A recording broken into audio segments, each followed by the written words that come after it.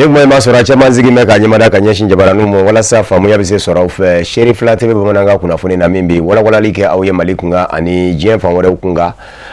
ama fa wale yap masele bakruba kuna funi kelembe ude do société de gardiennage oluye chakeda uye mino nyashime chakeda uni du kolashili umo usigi mesigi chuko bmena sheria jmenge mekudo berelo Sheriff la TV kawulika jo sira odemo ninga nyenye ninge kuro kalase au mosoni niye kuna funi na mabaye farabike minga kuna funi taula kalase au mo au dangana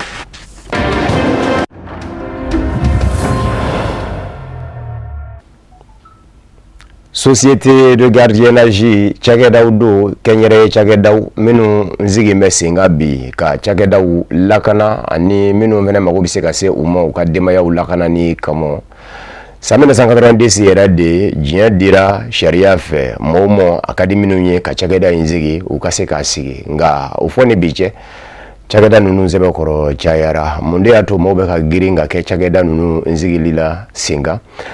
Amaula dunia kafo bi minye sharia uye ulu kemeka ado berelo nga sharia uminu ngemeka ado berelo yala sharia nunu ndafambe chageda nunu mvewa bawo chageda nunu mvene ni nyonje nyonda uminu nganga ke bara nyuma nge na sirafe chageda be chageda la obigile ya suroka saboka kemeka sharia udafa dokente ka dafa sharia jumaunde du ani sharia nunu mi matama chuku uminuna gulika jobike ka chageda nunu nzegere chuku uminuna o jawde labena anga nyinene kala fe nyinene kala mi ni aka jatala kundu Sadio Sidibe ka nyafolike anyi société gardiennage sigi chuko kunganga je kanyamada Faba kona ya Bamako aka gelen kosebe kika kare kelen tamako ba katase sigida kelema nini ni manu nundo manywanyi ni oilakana tigila mawi agent de sécurité munu ne ubi mauka yoro kolosi bangi daw furuba chake yoro kumadola ali duda dawla ibu soroi shifi de kacha ni bare na kosobe ni agent de sécurité wi ni chake yoro koloshila munu fleni haka jaduda koloshila agent de sécurité munu yake atigila makacha o chama mega bara nge bi parce que bara dete do fene bi lu bara yere de do mo do bi akadu lu yere de permanent ka ke fana quoi ni so de garantie challenge bi ibay di manière de ba anini vu que mali wakati la ma insécurité mu fanga mu boyana anga tentik la ko no on ra nyamo ko occupation wala baba olu fanfe donc so de garantie fene be na ko lu ou deme dukuma bara misenu na sécurité bara fanfan fika kanu folo ni ma kanu eti segake nya ke babla parce que femino dafara de bo akora échelon de ba akora donc on le va fo to buko sécurité pour que ga famu il faut connaître les 3D la sécurité Ami sandama do bobi mali jamana gele chamambe akono kerengere yana lakana bina kunkana bandia waliya ube ula duguba kono shueni lakana mbalia onanyo na chama na samba flanita aninani watiula femi service de surveillance wi gele yana na do alani ni société de gardiennage nunu yangali ukuna bibi na société gardiennage tiara mais société gardiennage gachaya oui alhamdoulilah en rema parce que abi dobo jamana ere fene ka chômage la demsenu be baranyini donc en rep se ka chama régrité mais anti se ka règlement que en fene kun fait bara tabolo la vraiment akadan parce que la quota de société gardiennage bema asega société gardiennage qui sont en règle va faut vraiment avec 25 personnes mais 50 ça dépend maintenant ça nous dit vous savez vous ta test que vous pour former tanya donc vous qu'est sera sur formation parce que déjà on doit ni san laba nunu na de femi société de gardiennage u sebe koro chayara faba kona ya Bamako wala saka seka kabulindo bala kosebe sharia ere mufo akuka sharia ko mo se société de gardiennage bara de kasro ma cadre ni sharia bara encadré à travers la loi 96/020 du 21 février 96 ça veut dire que au sharia d'état par l'Assemblée nationale alpha là OK société de gardiennage bara encadré gardiennage bala transfert de fonds bala il y a la sécurité des biens et des personnes. Ça veut dire que garde corps au uniforme. Bara so baliani o chômage o fanga bunyani chifi kunda aka sansoro kumba doye uyi caman bɛ tenni ko ka d'u ye u ma tenni sɔrɔ u seginna ka na société gardiennage ninnu na o camanba de bɛ yen. agent yɛrɛ bɛ sara joli sɔrɔ wa 15 wa 20 o kɔni b'a dɔn denbayatigi musotigi dentigi u selen niveau dɔ la n'i ko k'i k'o sara wa 15 degun bɛ yen. kɔlɔsili in baara filɛ nin ni gardiennage don baara dɔw fana min ni nafaw bɛ a la kɛrɛnkɛrɛnnenya na maa minnu ni jɔnjɔn kuntala jan tɛ u bolo ni o ye diplôme ye a b'olu bɔ sigi ka bolo fila dansen k'a la. jeli diplôme b'a la sans emploi et puis mɔgɔ yɛrɛ b'a la fana minnu taara u ka kalan bɛn sécurité kalan ma mais u tɛ k'u ka sara sɔrɔ u kan ka sara min sɔrɔ. an ka baarakɛla fanba i b'a sɔrɔ caman bɛ dɔɔnin mɛn anglais la tubabukan kɔni i b'o fɔ i b'o sɛbɛn wa f'i ka kɛ denmisɛnnin ye sara fana bɛ mun laɲini kɛ o de ye n'i bɛ tali kɛ f'i k'a tigi ka lahalaw dɔn casier judiciaire k'a dɔn maa sugu min don papier bɔ tribunal la. gardiennage ye baara ye min ni a sɔrɔ ka di kosɛbɛ nka a labaarali ka gɛlɛn kosɛbɛ ka d'a kan daw ni daw de bɛ i kan ka olu labato. nin secteur ninnu réglementeli ye diyagoya ye quoi réglementeli ye diyagoya parce que sécurité baara don wa u bɛ assurance fana sara ça veut dire que assurance montant ka ca mɔgɔ mɔgɔ bɛ yen qui prennent temps kama c'est un peu compliqué parce que assurance fana kun ye jumɛn ye c'est pour que ni tiɲɛni kɛra mɔgɔw kun i bɛ minnu ka baara la olu baaraw olu tiɲɛniw ka se ka réparer ça c'est très important o de b'a to état kelen ka disposition bɛɛ ta par rapport à ça. baara o baara n'a cayara i b'a sɔrɔ a kɛbaga kolon bɛ yen nɔ i n'a fɔ a kɛbaga ɲuman fana bɛ yen nɔ komi an ka autorités bɛ yen nɔ olu fana jɔlen don u jɔyɔrɔ la u bɛ ka essayer ka a fɛsɛ fɛnɛ ka caman bɔ ɲɔgɔn na papier bɛ minnu bolo papier tɛ minnu bolo autorité bɛ k'i se k'o yɔrɔ fɛnɛ na. gardiennage baara dɔ min a ka gɛlɛn kosɛbɛ hali n'a y'a sɔrɔ sariya senw bɛ a la cogoya min na ka se ka société de gardiennage ninnu encadrer o n'a ta bɛɛ u ka baara in ɲɛtaaba kun t'a la jan tɛ a la. agrément bɛ d'i ma i bɛ wari de sara i bɛ wari sarali dɔrɔn tɛ papier minnu kan ka déposer pour que ka agrément sɔrɔ olu b'a yira k'a fɔ a tigi ye mɔgɔ sugu jumɛn parce que i tɛ se k'a kɛ n'i tɛ maliyɛn i tɛ se k'a kɛ i ka casier judiciaire nɔgɔlen don mɔgɔ min condamné don i tɛ se ka société de gardiennage dayɛlɛ mɔgɔ min bɛ yen nɔ k'a bolola ka teli parce que enquête de moralité de bɛ kɛ enquête de moralité de bɛ kɛ au niveau de la police et de la gendarmerie pour savoir quel genre de personne mɔgɔ sugu jumɛn don n'a bɛ fɛ ka kɛ hali u bɛ agent min ta ils sont obligés aux agents kana n'u ka casier judiciaire ni fɛnw ye pour savoir quel genre de personne ils sont. n'i bɛ ko o ko la i bɛ tɛmɛ ni sariya taabolo ye pour que i kan ka baara in yɛrɛ daminɛ f'i ka tɛmɛ ni sariya yɛrɛ ka sira ye parce que an fana ye sariya dɔgɔninw ye an tɛ se k'an imposer mais olu de bɛ se k'u imposer an kan an fana bɛ k'olu dɛmɛ u ka baara kɛcogo la. pour que i ka se ka baara in kɛ f'i ka former de sariya b'o de ɲini ni baarakɛlaw ta sanu ka taa baara kɛ i bɛ taa n'o ye école de police la ou bien gendarmerie la u b'u former u b'u former waati dɔ kɔnɔ ni olu yɛrɛ ye k'a fɔ bon u formera u ye baara faamuya u bɛ sɔrɔ ka baara daminɛ donc an ni finitigilakaw ka baara ka surun dɔɔnin mais olu ka baara fanga ka bon ɲɔgɔn ta ye. société de gardiennage ninnu cayali faaba kɔnɔ ya bamakɔ a kun bɛ tali kɛ fɛn caman ka kɛrɛnkɛrɛnnenya na lakanako ka taa se baarako gɛlɛyaw ma n'a y'a sɔrɔ fɛn min ye société de gardiennage ni a bɛ jɔyɔrɔba ta kosɛbɛ kɛrɛnkɛrɛnnenya na adamadenw n'u bolofɛnw lakanani na ngo n'a ta bɛɛ gɛlɛyaba de bɛ u kan fana sariyako binnakun kana ani baarakɛla ninnu yɛrɛ ka lahalaw cogoyaw. société de gardiennage kun tɛ dɔwɛrɛ ye o de ye ka mɔgɔw dɛmɛ mɔgɔw k'u dɛmɛ k'u yɛrɛ lakana ani k'u bolofɛnw lakana voilà laɲini fanba ye o de ye. danfara min b'a ni finitigilakaw cɛ finitigilakaw ye an ka patron de an ka patron don parce que an bɛ olu ka comportement lajɛ an b'olu ka formation lajɛ olu de b'an former an b'olu ka taabolo de lajɛ donc danfara in a ka bon kosɛbɛ o de kama n y'a ye u bɛ tenue kumana tenue na ko tenue finman kana don tenue nin kana don c'est pour que toujours an ka to danfara in kɔnɔna na bonya kɔnɔna na parce que ni fɛn dɔ n'i dan sago i bɛ se ka ɲɛngi kosɛbɛ donc finitigilakaw on dit en sécurité la sécurité privée a des actions limitées dans ma cour. C'est pour cela qu'on travaille en étroite collaboration avec les autorités, c'est-à-dire la sécurité publique, police, gendarmerie et tout. S'il y a comment on dit, en tout cas, maintien d'ordre, ça c'est destiné aux forces de l'ordre. En tout cas, enquête judiciaire, je mets kata alaye ka est-ce que ça est ou tanga barai. En tout cas, fana kasa kata comment on dit kata comment on dit kata mogo ka tugu mogo ka détective yake ka mogo su ka denge fe ni mine no rabi nyi ko sebe saria ko pamanga moke donc sécurité fond insécurité fond be jamana kono o forcer l'homme tabolo di anga me intervenir yoromi oui cas de flagrant délit do dona nga sitara shweni ke marfatigi do les champs de tir kera woronna mo bu fo bana o be amatigi mine katana yi fanga c'est comme ça on va intervenir là on le comme kasote société sécurité chibolo donc ibika koke ibi dans ni dans sabo ibi mine do ibi dans do kora on est kain kosebe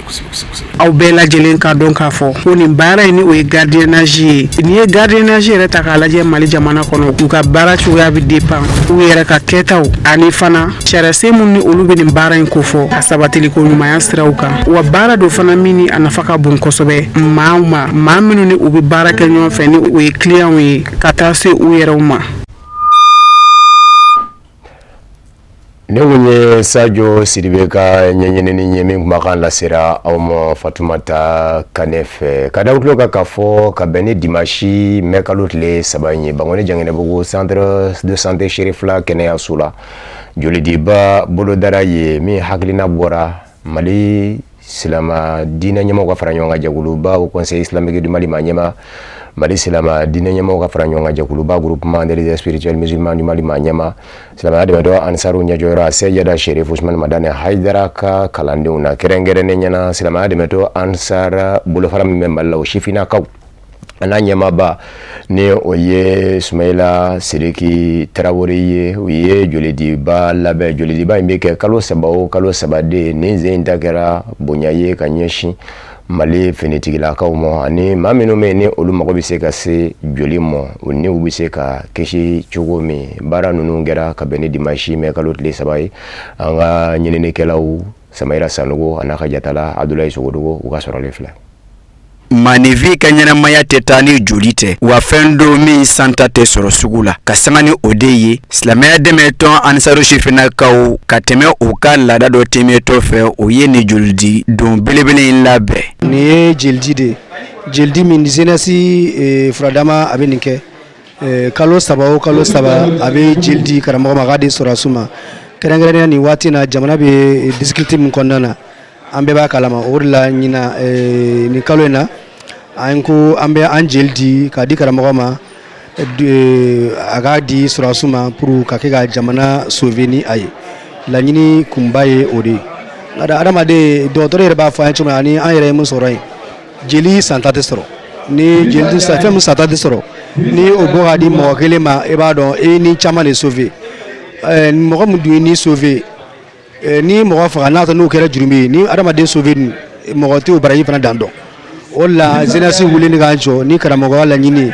wati be ka wuli ganjo di ka jeli ka adamade sauver akunye odi mamunu na me julidi la oye hagina inzebe korofoni ka tare ninga laba ka alabe bawfu uka hagina nyuma talila anga karamogo yara kala yini no ya karamogo Asidi Sherif Usman Madane Haidara parce que ale kabarate foye jiyatika yɛrɛ dama kɔnɔna na an bɛ se ka hɛrɛ sɔrɔ diɲɛ in kɔnɔ yan cogo min na bɛɛ lajɛlen bɛ se ka hɛrɛ sɔrɔ diɲɛ kɔnɔ yan cogo min na donc ale de ye an kalan nin na ko mɔgɔw la sɔn hɛrɛ ma o ye mɔgɔ min bɛ mɔgɔ wɛrɛw nafa donc n'i ye kuranɛ yɛrɛ lajɛ kuranɛ fana b'a fɔ ten dɔ ko man ahayaha faqad ahaya nasa jami'a ko ni mɔgɔ min ye maa kelen ɲɛnamaya k'a bɛ n'a fɔ i ye diɲɛ bɛɛ lajɛlen de ɲɛnamaya donc ni mɔgɔ min y'i joli di mɔgɔ ma donc a bɛ n'a fɔ i ye dɔ ka vie sauver donc o de ye an bila la o nana ka bɔ fan caman fɛ walasa ka se ka na o joli di ka sanga ni silamɛya dɛmɛtɔn anisaro sifinakaw ka ni ladala joli di kɛnɛ baaraw ye o kɛtɔ k'o ka nisɔn sɛbɛkɔrɔ danganamaya o ye hakilina in sɛbɛkɔrɔ tanu ni k'a yira k'a fɔ a nafa tɛ se ka fɔ ka ban tuma min na kɛlɛ binna an faso Maliba kan a ye wele bila ansaru ye k'an ka bɔ ko ka jeli di ko ka se ka an ka surasiw ni na kisi kabini o kɛra jeli di bɛ ansaruw bolo kalo saba ansar jeunesse fɛ an ka foli belebeleba bɛ ansar jeunesse min ye olu minnu tuguna an fa n'an karamɔgɔ kɔ k'u ka denmisɛnniya ja t'u la k'u ni di k'u farikolo di k'u ka nafolo di tiɲɛ na an b'u fo jeli belebele u sɔnna ka ne kɛ a denba ye n kun donna a kɔrɔ n bɛ ala wale ɲuman dɔn kosɛbɛ a diyara n ye a bɛnna n ma on pɛrɛnnen no ni n'a ɲɔgɔnnaw kama ala ka diinɛ dɛmɛni nin na donc a bonyana ma ko ni fɛn bonyani bɛ n bolo bi ta in bonyani bɛ n bolo a kɛtɔ ka hakilina ye tanu ka sanga ni a nafa ye min bɛ se sɔrɔ a la ani laɲini min bɛ baara ninnu na kɛnɛ den fa ye a ka nisɔndiyaw yira ni ka laban ka baara labɛnbaaw fo o ka danaya tali la ka da ale kan adamadenya yɛrɛ jɔla joli ye parce que ni joli mangiri la sisan i bɛ ɲanamini i bɛ bi bon surtout anw bɛ degré min na bi Mali kɔnɔ joli ko b'aw ye min b'an dala e b'a dɔn ne b'a dɔn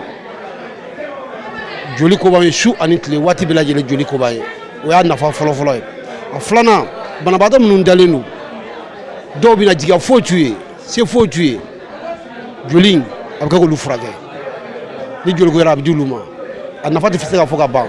n'u sera ma su pɛrɛnnen don n'u sera ma tile pɛrɛnnen don ka sababu kɛ ni hakilima ye ko dilan ni kunkolo b'i la ni kan b'i la n'i bɛ kodɔn i bɛ tugu kodɔnna kɔ maa min ye nin ko in organiser kodɔn dɔ de b'a la ne t'a ka kalan kɔ ne t'a ka fɛngɛ kɔ ne b'a a ka kodɔn de nɔfɛ a ye tɛra kodɔn de b'a la maa o maa bɛ se ka nin kɛ kodɔn de b'i la n'o tɛ ko bɛ tiɲɛ hadamaden bɛɛ bolo mais ko tɛ tiɲɛ kodɔnna bolo yɔrɔ si. foli kɛtɔ a fɛ ka ɲɛsin baara labɛnbaaw ma min ni a ye a yira k'a fɔ maa tɛ se ka a nafa fɔ ka ban centre national de transfusion sanguine maaw u ye a yira k'a fɔ nin baara in kɛ sababu ka ŋɔniba bɔ olu sen na baw dugu jɛgɛ 21 maaw de bɛ olu nɔfɛ joliko la ko wa a nana natuma na. événement bɛ événement tɛ ansardine bɛ joli d'an ma sanga wagati b'an b'u fo kosɛbɛ halisa u ka dɔ fara cɛsiri kan u bɛ ka nin mun kɛ nin ye baara ɲumanba de parce que mɔgɔ o mɔgɔ n'i ye joli di buna adamaden ɲɔgɔn ma ala yɛrɛ dɔrɔn de bɛ se k'i sara parce que joli ye fɛn min a tɛ se ka dilan usine si tɛ diɲɛ kɔnɔ mun bɛ se ka joli dilan donc ne joliko mago bɛ fɔ a ka bɔ dɔ de la pour que banabagatɔ bɛ se k'a sɔrɔ banabagatɔ minnu mago bɛ joli la an yɛrɛ bɛ se k'a fɔ sanga wagati bɛ joliko dɛsɛ bɛ yen donc nin ye baara ɲuman ye a b'an dɛmɛ kosɛbɛ vraiment a bɛ kɛ sababu ye gɛlɛya mun b'an ka joliko la vraiment a bɛ caman bɔ a la donc an b'a ɲini association jɛkulu tɔw fɛ u ka ansardine ladegi vraiment nin ye faso de ɲumanya de mɔgɔ mun n'i ye joli di buna adamaden ɲɔgɔn ma o ye faso de ɲumanya de fɛn mun don a ka ɲi kosɛbɛ. a baaraw kɛra sababu ka maaw kamaro ɲɔgɔn na ka bɔ Mali jamana faaba fan caman fɛ a ka ja a dafɛ kinw kɔnɔna na silamɛya dɛmɛtɔn Ansari sifinakaw ka ni laada joli di baara in a kɛra sababu ka joli pɔsi 140 kɔ k'olu kamaro ɲɔgɔn na ka taa k'a di CNTS maaw ma baara la waati la kumaba dɔ kɛra waleɲuman dɔ tableau talen ye ka di silamɛya dɛmɛtɔn Ansari sifinakaw ma o ka cɛsiri la f'a ka se Mali silamɛtɔn ka fara ɲɔgɔn tɔma o conseil islamique du Mali ma ɲɛma an fana karamɔgɔ a Seydou Chérif Ousmane Daramo o min kɛra baara in bɛɛ lajɛlen sababu ɲuman ye kɛnɛ baaraw ka sɔrɔ ka kuncɛ ni duwawu kɛrɛnkɛrɛnnen kɛlen ye. a bɛ da tulo kan k'a fɔ sibiri mɛ kalo tile 3 association Angabɛ Mayala sibiri mɛ kalo tile 2 association Angabɛ Mayala comité min bɛ fajigilakaw fɛ sigida gale o y'a ka baaraw n'u don ko in kɛra 30 mètres repas bɛ kan sigida gale la a kɛra tasi bila fɛnɛ ye ka ɲɛsin Mali finitigilakaw ma minnu bira faso bɔtɔ bolo la an ka maa minnu kun bɛ a kɛnɛ kan o ye Alhamidu Badini n'a ka Jatala Baba Keita an ka ɲɛmadaw ka sɔrɔli fɛ.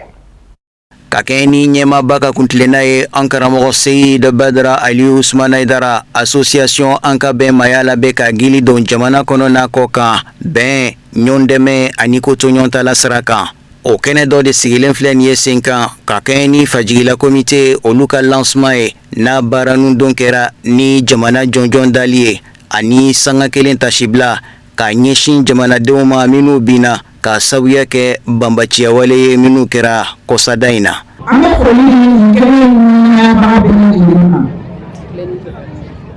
A hakilina ɲuman bɔra mɔgɔ fila kɛrɛnkɛrɛnnenya na n'o ye an ka Seyid Chérif Aliyu Badara Usmane Aidara. An ka PCA an b'a fo k'a barikada. Ni nin hakilina in tun ma bɔ ale la o de tun bɛ bala anw na parce que ale bɔra cɛba min na kabini an y'a dɔn ni bɛn ni dilanni de ye. K'a yira bɛɛ lajɛlen na nin lancement in kɔni an y'a kɛ fajigilakaw ka lancement mais an b'a kɛrɛnkɛrɛn an filɛ wagati min kɔnɔ bi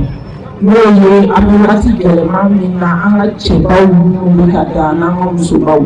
an b'a wagati kɛrɛnkɛrɛn k'a don o wagati kɔnɔ La bella Genufo, Kaira Bella vivre ensemble, c'est ensemble. Anka bɛnbaya la komite fajigila o y'a kanu ka ni kɛnɛ kɛ tasibila ye ni k'a ɲɛsin an ka wolomasiri tabaw ma minnu binna kɔsada in na faso kumabɔli kɛnɛ kan kɛrɛnkɛrɛnya ma General Sadio Kamara ka duwawu kɛ badabada dali Ala bɛ se k'o nɔgɔya u ye cogo minɛ ani ka bɛn ani kolosuma sabati Mali jamana kɔnɔna na. An bɛ segin an ka foli kuraya n'o ye an dan sɔgɔ ani ko aleluya matigi ka duwa ye assalamu alaikum wa rahmatulahi ta'ala wa barakatuh. An kɛnɛ in sigi ni laɲini min ye a bɛɛ ma se ka kɛ nka Ala ye min kɛ o bɛ wasa kɛ sabula mɔgɔw b'u ta la Ala b'a ta la activité in kan ka daminɛ 16h an tun b'a kɛ fo su araba konjo mais Ala nana jamana le 25 waleya min kɛra o kɛra sababu ye an y'an ka activité an y'a bɛɛ sursoir donc an k'a bila hommage minɛn kɔnɔ ka fɛn kɛ fɛn min bɛ se ka kɛ sababu ye n'o bɛ kɛ soutien an ka faamaw ma n'i y'a mɛn an bɛ activité kɛ an sen bɛ duguma an bɛ fɛnw bɛɛ kɛ maa dɔw de bɛ minnu bɛ k'an lakana n'u ye ka waleya kɛ an faso ye a ka taa ɲɛ an fana ka tasibila kɛ maa minnu binna maa minnu tora la ka duwawu don kɛ u ye k'a dɔn k'a fɔ ko an ka bɛn mayala ka laɲini bɛɛ fana de o ye nin ye. Fajigila komite ka ni lancement kɛnɛ kan association an ka bɛn mayala a biroba a bolofara minnu bɛ Bamako sigidaw kɔnɔna na o maaw ma sɔn ka to kɔ fo ka taa bila conseil d'administration président ba ma n'o ye karamɔgɔ Badara Aliyu Usman Aidara ye. An ye o de fɔ Fajigila komite waati min na u y'u ka lancement ko laɲini k'u b'a fɛ k'a kɛ alors n'an ni jamana ka crise donna ɲɔgɔn na min ni a ma dogo jamanaden si la an y'a f'u ye an ka bɛnbaya la nakun ye ka citoyenneté de sabati an ka jamana kɔnɔ o la ni dekun ye an ka jamana sɔrɔ anw de kan ka kɛ mɔgɔ fɔlɔw ye minnu bɛ bɔ k'a jira k'a fɔ an ka jamana bɛ dekun kɔnɔ a bɛ se ka bɔ a kɔnɔ cogo di an ka bɛnbaya la nakun ye o de ye wa a sigikun y'o de ye o de hukumu kɔnɔna la n y'a f'u ye nin activité ni o ye nin comité ka lancement ye an bɛ a kɛ an b'a kɛ cadre min kɔnɔna la jamana bɛ dekun min kɔnɔna la ni bɛɛ lajɛlen b'a dɔn ni o de bɔra ka di an ka nin lancement in comme thème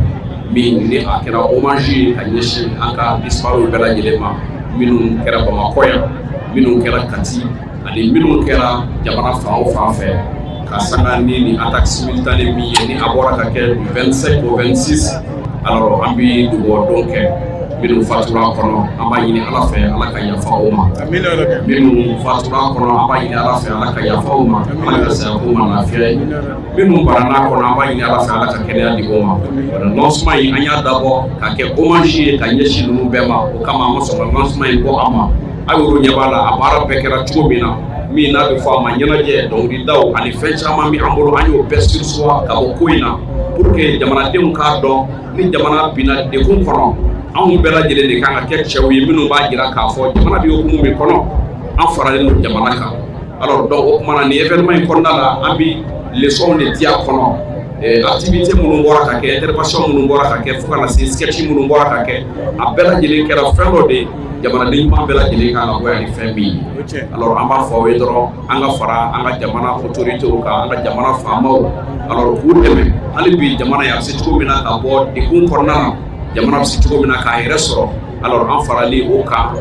o ti foyi ye o ti parti pris ye o b'a jira k'a fɔ an ka jamanadenya min bɛ an sɛbɛ la ani min bɛ an dusukun na an b'o de jira kɛnɛjalan kan. Association an ka bɛnbaya la Fajigila komite o ka ni kɛnɛ sankɔrɔta la ni dɔnko seko caman ye i n'a fɔ senfili ni bolofili n'o bɛ karate ko fɔ sorofe kɔnɔ ni fɔlisen duman ye fo ka taa bila an ka pionniers olu ka sketch dɔ la mun bɛ bɛn ko tɔɲɔgɔn ta la ani yafa ɲuman ko fɔ. O de fana b'an kɛ k'an kunda diɲɛ fan wɛrɛ kunnafoniw lasɔrɔli kan an ka jɛ k'a ɲɛmada.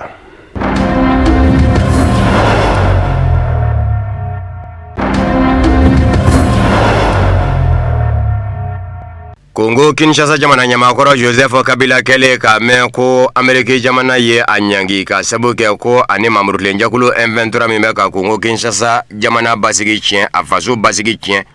ko a bɛ ɲangi ka sabu kɛ o ye a y'a jira k'a fɔ a jiginna Ameriki jamana ɲɛmaaw la a ye kɔrɔfɔ in lase ka bɛn ni juma de ye a ma ladɔnniya k'a fɔ Ameriki jamana ɲɛmaaw ye Rwanda jamana ɲɛmaaw ɲangi ka sabu kɛ nin ko kelen ye nga Kongo Kinshasa jamana nyamakoro Joseph Kabila kele ka meko Amerika jamana nyamaw ye anyangi aya yira ka fo nyangi ma sinzin foide ka buluma dayoro bi seke minye kamineke Kongo Kinshasa ma nyamaw ka pmamo no ye ka fo aleni Kongo Kinshasa jugu be jela mamuru lenje kulo M23 akoni ya nyininga Amerika jamana nyamaw yuta Kongo Kinshasa ma nyamaw ka pma de fe ninga koke nonta maseke seke ka jwale la ka fo aleni Kongo Kinshasa jamana jugu be jela amawla dunia ka fo Amerika jamana nyama Donald Trump ale kunyi timina dia ka be nyini Kongo Kinshasa ma nyama ni mamuru lenje kulo M23 chef adofe ninga laje Kongo Kinshasa ma nyama ni Rwanda ma nyama fene biseka haklina kilinda ka fo nyongo ba uche tekeno bla kungera benga nzebela Amerika jamana dugu bala Washington Donald Trump yere fe fa yere kumeki yanga na ye ka fo akera sababu ye ka Kongo Kinshasa mangaba mangaba ni femi ngume odafe oye Kongo Kinshasa kora yamba na manye ko dugu yoro na fasoro sera se bakoro dashi mbero yi Amerika jamana chage dadnaw Kongo Kinshasa kora yamba bilabla oluye ukana Kongo Kinshasa kora yamba dugu yoro na fasoro sera ubo bengunge ngume oka okera ka beni desamuru kalote mene yinga tekeno blake bengana kana bla bila tamama na shishima bo akere na fo tekeno bla make bengana ka sabuke mamuru lenje kulo M23 masiga ako Kongo Kinshasa mingunda ile katuku kumeka jira ka fo Rwanda jamana de buko kudeme wa ulu yeruka jamana nyamakoro Joseph Kabila fenetambe fara uka kudeme amanye mingo akero ye sega lu nana tengu jamana nyamakoro la no ye Joseph Kabila ye ka fo chencheni yere la ni mamuru lenje kulo M23 tekebe nyombulu Kongo Kinshasa ma nyama kele ka me ko jamana nyamakoro Joseph Kabila nyangina Amerika jamana fangafe ya yira ka fo nafabe alake ka sabuke aka jamana nyama ya koro birifini mimbe aka ayesa njama minge ka Kongo Kinshasa mara ani chake dadna chama nyondo ani minu miseka nyonzoro kulu lase mamuru lenje kulo M23 mo jamana koro ya mbafe walekele ni ulu magobe keleke mina sandala aye kuma minge fangala Kongo Kinshasa jamana kuna ye machama ndo marama fembere la ubese katemenaka siraye kamara mafe lase mamuru lenje kulo M23 mo Kongo Kinshasa fanga kura kamo kokuma na nyangina nimbela jele kalibi gwele ya abulu saka sabuke Amerika jamana ni nyamada afeninga nokuntama akamunyukumanya kabela jele na jatemine okumana mo yoruna seranka gwere alafana kafo chiado ye jamana nyama akora ye fere kumisiki mo folonga na manyeki nyangi mbebi Amerika ifanga fe ndise kafo kama mvarati ko amibara nyonya do aniche Amerika jamana kanyangi kana nyashe vene chake da ufene mo ko akanyangi miseka ke sababu ye kanani manga senzuma yali ye Kongo Kinshasa koro yamba fe Iran jamana nyama uye Amerika jamana nyama ujabi na manye ko ukungu umo kukalaje ka manga bani fere kura dajira ula sigibiseka keminga Iran nyama uye Amerika jamana nyama ujabi ni Pakistan jamana nyama ufete meye ka sabuke ulude surnani doma uye Iran jamana Amerika jamana ka la nyinu minu ndengungume ala okunye sigoroma kono ndonyo na ye kelebise ka ba uninyo nje chukumi Amerika jamana ka la nyini kunye mugu manga dali mingera famfla uche akake kalo fla ya kundala shika nasi shimo nga Iran jamana ya iraka fo kalo fla te ufe kuye kalo kilembabo mugu manga dali mimesina ni uko moko siselefe ka fo dobi foro kundala ka katake kalo kilenye ato kumbo Iran jamana ka la nyini yemenye abisega ka Amerika jamana nyamauye na manya ku seru mo ku ka dorefo oye ka danganya di Iran jamana mo ka fo bita ko bitanya Amerika jamana de ti wuli kata bi Iran jamana ka blemene kele flana Amerika jamana surasiya daga yoro minume Iran jamana dafela ula arabula jamana uno ka yembla sabana Amerika jamana tambe ikanga liminge dedorador moze kwa jibulu ni sanje ko ka Iran jamana kuru mbali ka bo o ka wuli nanina Iran jamana nafulu mafeminu miseye Amerika jamana ya fafe wale kele jamana una jamana umeno ni Amerika jamana be jenyo nyala ni Amerika jamana kera sababu ye o jamana ukadeseka Iran jamana ka nafulu labla akasoro gel des avoirs o ka wuli kabo Iran jamana ka o temene ko kele mingera kalo kele ngono cheni umino ngera Iran jamana ku ni Iran jamana ko kuma damene na ko Amerika jamana banyo na sarayi o chenu be ladlali wari o ye Iran jamana ka sigika doye nyangiyo nyangibe Iran jamana ka be ka wuli ka mugu manga da ka keleba Amerika jamana ni Iran je Iran jamana dɛmɛbaw ni Ameriki ni a jɛɲɔgɔn jamana bani Israɛl fɛnɛ cɛ kɛrɛnkɛrɛnnen ɲɛna Liban. Détonateur Mose ko a jibolo min ni Iran bɛ ka labaara bi ka sabu kɛ Ameriki jamana ka bingali ye sigi bɛ se ka kɛ o ka kuma o ka bɛn ka dɔ ka o fɛnɛ labaara cogo la. Iran jamana ma ɲɛmaw ko Pakistan ma ɲɛmaw ma aw minnu ye surunani donbaw ye n'an ma fili an ma ɲinɛ nin bɛɛ dajiralen kun don an ka manga bani fɛrɛ kɔrɔ kɔnɔ. O fɛnɛ dafɛ Iran jamana surasiya n'o ye Major General Amir Atami ye ale y'a yira k'a fɔ bi Iran jamana labɛn bɛ ka tɛmɛ a kunun wo kan ka jugu kunbɛn ka faratimafɛn bɛɛ kunbɛn ka sabu kɛ Iran jamanadenw ka cɛsiri ye. A ko bi Iran jamana a fanga a nisɔndiya mɛ ni Iran jamanadenw ye olu minnu wuli bɛ k'u jɔ su ani tile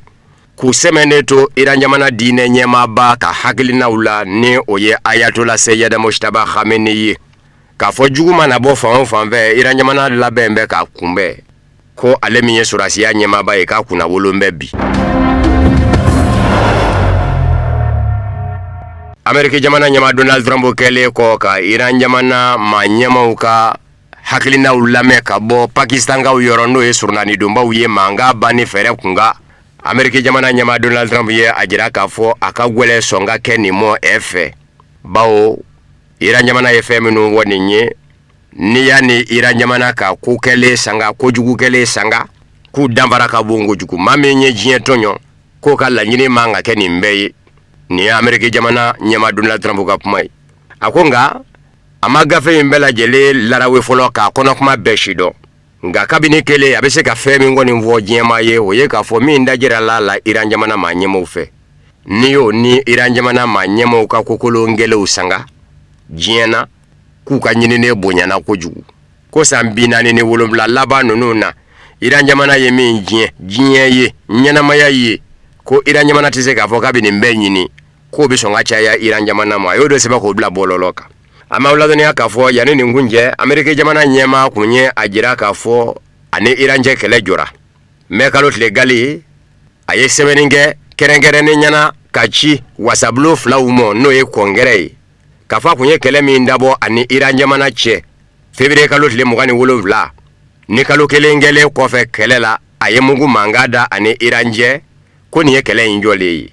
ko bawo k'a ye kɛlɛ in jɔ ni min ye o ye cessez-le-feu ye mugu mankan ka da wa mugu mankan dalen o kuma dafalen ko dɔ wɛrɛ tilala ka fara mugu mankan dali kuma kan a y'o de fɔ wasabulon filaw ye nka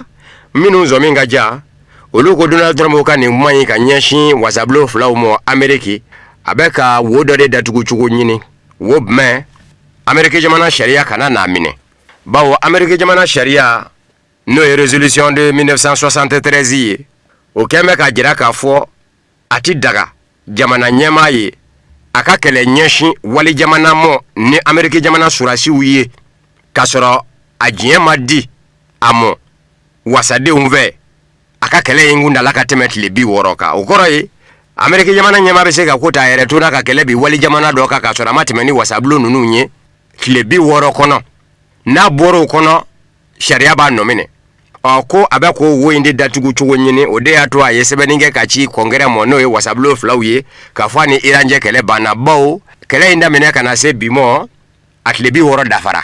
tile 60 yɛrɛ dafara ka bɛn ni kalo tile gale de ye o ye kunnasini ye minnu fɛnɛ ko n'a b'a fɛ ka ko in do bɛrɛlɔ sariya kana jigin a la olu ma kelenw tilala k'a jira k'a fɔ ni kɛlɛ in kɛli b'a mɔ diɲɛ b'a bolo bi a ka se wasabulon fila ninnu mɔ tile 60 kɛlɛ kɛlen kɔ a fɛ ni o se bɛ a ye ka sɔrɔ a ma diɲɛ ɲini u bolo a bɛ se ka se u mɔ sa k'a fɔ wa a mago bɛ Iran gɛlɛ la u ka diɲɛ d'a ma ko nka Donald Trump k'a fɔ wasabulon filaw ye ko kɛlɛ jɔra ani Iran cɛ kana se nin mɔ a ma se u mɔ tun k'a fɔ mago bɛ kɛlɛ wɛrɛ la ko b'a jira k'a fɔ kɛlɛ in kɛlen tɛ Ameriki jamana ɲɛma Donald Trump mɔ bilen ani Iran cɛ. Ameriki jamana ɲɛma Donald Trump k'a fɔ ko a ka kɛlɛcɛw daga yɔrɔ min bɛ Allemagne dugukolo kan ko 50 bɛɛ bɛna yen bila a b'a jira nazarala jamana ɲɛmaw la de k'a fɔ bi Ameriki jamana ni nazarala ni ɲɔgɔn cɛ gwɛlɛya fɔcogo tɛrɔ bilen dilacogo tɛrɔ bilen nin ye Serbi jamana ɲɛma Alexander Vučić ka kuma de ye ani kunnafoni di so dɔ cɛ a ko Allemagne dugukolo kan Ameriki jamana surasiya daga yɔrɔ min bɛ yen kɛlɛcɛ baduru bɛ ka bɔ o la Ameriki jamana ɲɛmɔgɔw fɛ hakilina do min dara Ameriki jamana ɲɛma Donald Trump fɛ nka politiki bina k'u ka a kan ka maa hami kɛrɛnkɛrɛnnen ɲɛna nazarala jamana denw ni Ameriki jamana denw a b'a jira k'a fɔ bɛn tɛ jɛɲɔgɔnma filaw cɛ bilen a ko a ma natigɛ Dawuda kan a sidɔn bɛɛ bɛ fɛ bi k'a fɔ Ameriki jamana ka yeta ni nazarala jamanaw ka yetaw tɛ kelen ye fɔɲɔgɔnkɔ ka bɔ u ni ɲɔgɔn cɛ sira caman kan Ameriki jamana ɲɛmaa ka fɔ k'a ka kɛlɛcɛw bi Allemagne dugukolo bila o ye fɔɲɔgɔnkɔ de natɔ ye Allemagne jamanadenw ni Ameriki jamanadenw cɛ wa a bi sɔn ka juguya fana wa fɔɲɔgɔnkɔ min filɛ nin ye Allemagne ni Ameriki jamana cɛ a kɔlɔlɔ ndan tɛ Serbi jamana kan kɛrɛnkɛrɛnnen ɲɛna Serbi jamana nafasɔrɔ sira ko a politiki taa cogo Serbi jamana cakɛdaw minnu ye kɛnjɛrɛ cakɛdaw ye u bɛɛ b'u ta sɔrɔ Allemagne ni Ameriki cɛ gwɛlɛya la nazarala jamanaw ni Ameriki cɛ gwɛlɛya la ko kumana ko ɲuman tɛ nka ale ma dilacogo wɛrɛ fɛnɛ ye a la ka sabu kɛ dilacogo tɛ la